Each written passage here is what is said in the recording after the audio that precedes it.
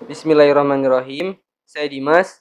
Nah, teman-teman, di sini saya akan menjelaskan tentang sifat bahan dan kegunaan yang pertama. Nah, teman-teman, bahan itu terbagi menjadi dua. Ada bahan yang bisa langsung digunakan, lalu ada bahan yang perlu diproses terlebih dahulu untuk menghasilkan sebuah barang yang bermanfaat.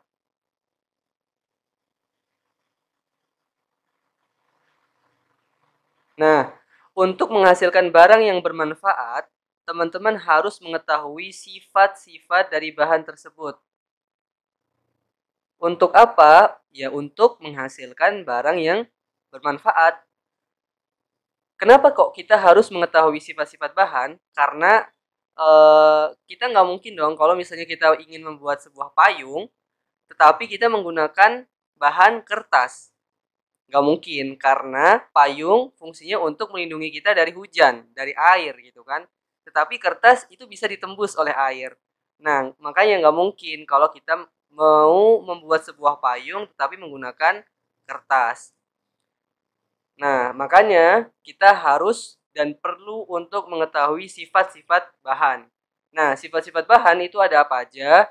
Yang pertama adalah ada bahan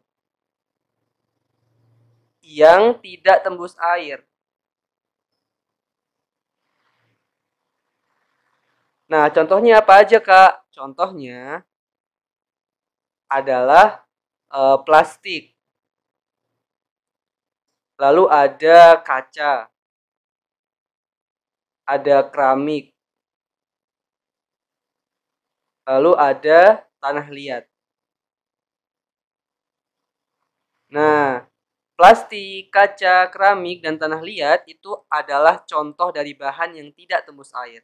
Biasanya, plastik itu digunakan untuk apa? Untuk membuat ember, untuk membuat baskom, gayung, ya kan? Yang mana ember, baskom, dan gayung itu sebagai wadah dari air. Makanya diperlukan bahan yang tidak tembus air untuk membuat bahan atau wadah yang fungsinya untuk menampung air. Lalu kaca. Nah, kaca ini teman-teman biasanya digunakan untuk membuat gelas, botol. Nah, gelas dan botol juga wadah untuk menampung air. Maka dari itu, kita juga membutuhkan bahan yang tidak tembus air. Misalnya kaca. Lalu keramik. Nah, keramik ini biasanya digunakan untuk membuat teko atau ubin. Nah, teman-teman bisa perhatikan di kolam renang misalnya.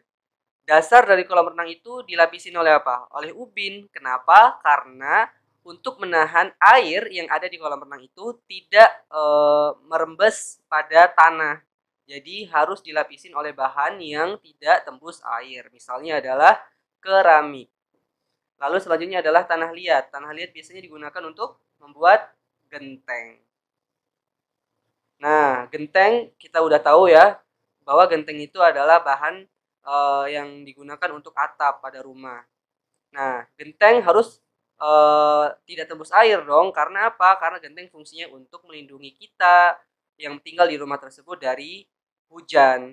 Maka dari itu genteng harus tidak tembus air.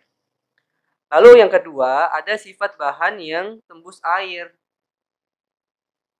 Bahan yang tembus air atau menyerap air. Misalnya bahan ini digunakan untuk menyerap air yang mungkin ada air yang tumpah di lantai, maka diperlukan bahan yang bisa menyerap air. Contohnya apa? Bahan yang bisa menyerap air. Contohnya adalah kain katun.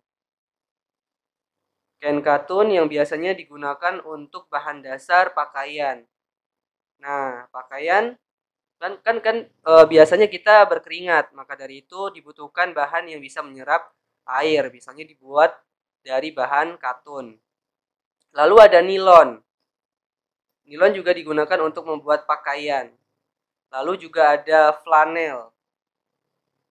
Nah, flanel ini bisa digunakan untuk membuat lap ya, lap meja atau lantai.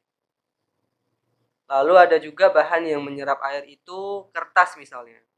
Nah, kertas ini bisa digunakan untuk menyerap keringat, misalnya kertas pada tisu. Nah, itu teman-teman sifat bahan dan kegunaan yang pertama.